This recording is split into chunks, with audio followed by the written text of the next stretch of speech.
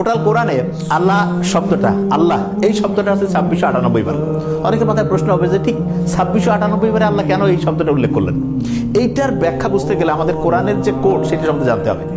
কোরআনের কোড কত এটা আল্লাহ 74 নম্বর সূরাতে স্পষ্ট করে বলছে 30 নম্বর আয়াতে, সেটা হচ্ছে 19।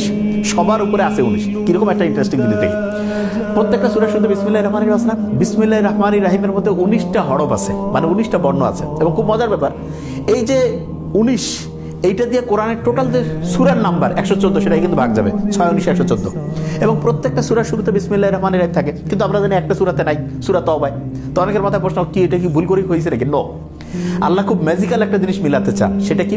27 নম্বর একটা সূরা আছে, সূরা আন-নমল।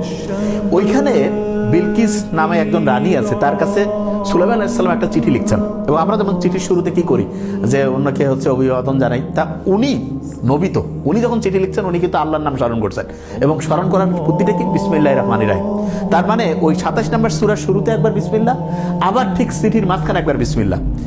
এই কারণে টোটাল কোরআনের মধ্যে কিন্তু একটা সূরাতে বিসমিল্লাহ না থাকার কারণে 114 বার হয়েছে। যদি সূরা তওবাতেও বিসমিল্লাহ থাকতো তাহলে টোটাল নাম্বার কিন্তু 115 হইতো, এবং সেটা কিন্তু 19 দিয়ে ভাগ যাইতো না। এবং খুব মজার ব্যাপার, আমি